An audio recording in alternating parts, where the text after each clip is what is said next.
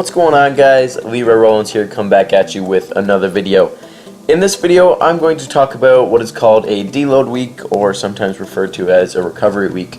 So, let's start off with the program I'm on. So I'm following a little bit of my own hybrid of Wendler's 531 program, and it is basically a powerlifting program. I went into it deep in another video, so if you guys don't know kind of what this program is about or want to know more information, be sure to go check that out. But the basis of the program is 3 weeks where you're working up in heavy weight by the third week. So the first week is not light, but it's starting, relatively moderate. The second week you get up in a little bit more weight. The third week is your heavy week. So then by the fourth week your body's pretty beat up. I can speak for myself saying that my body is pretty wrecked by the end of that fourth week. So now it's time to recover and take what is widely known as a deload week. Now, the deload week is basically a week where you don't have to completely step out of the gym, but you can give yourself time and give yourself body, like it's got an opportunity to recover. So I still get to go to the gym and still train, so I don't feel like I'm sitting around doing nothing. My body still gets stimulus, but it's at a much lower intensity level than if I was to continue with the program and start right back up again. Or if I'm following just a straight linear program, I don't burn myself out. By the end of the third week, I'm ready for the recovery week. The recovery week comes, and then by the end of the recovery week, I'm ready to kick it up a notch. So when I do my deload weeks for the 531 program, there are certain percentages you follow. So for example, on this day that I did overhead press, it is 3 sets of 5 with 40, 50, and 60% of my 1 rep max. So the weights are not heavy at all. You just focus on getting the movement in, getting quality, good quality reps, focusing on form, and then moving on to the next stuff. So when I do my deloads, I'll do a little bit of a different change up in exercises just to get a little different stimulus.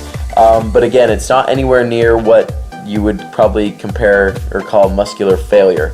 So on this day, for example, I did my overhead press, and then I followed up with my incline bench press and pull-ups. Now, my last few weeks of training, I've been up to, I think for 5 sets of 10 on bench press on the incline was 145 or 155 pounds.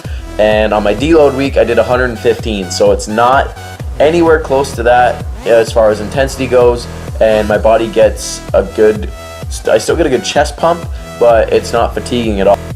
And then I've been doing my pull-ups weighted prior to this week. So I think last week I was doing a 30 or a 35 pound dumbbell for sets of like 10 reps. So pretty intense with the pull-ups.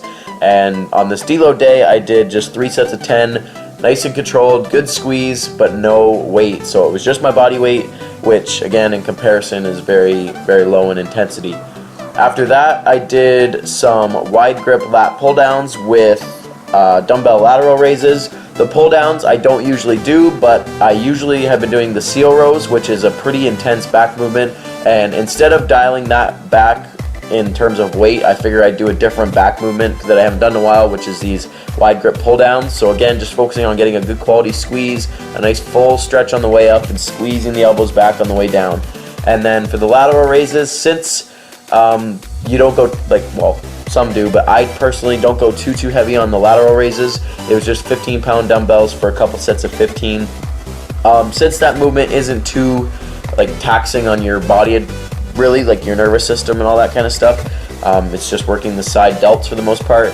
I didn't drop the weight back. I just again focused on good quality reps, getting that squeeze, a little half-second pause at the top, and then controlling the weights on the way down. After that, I did tricep press downs with the rope attachment to the cable.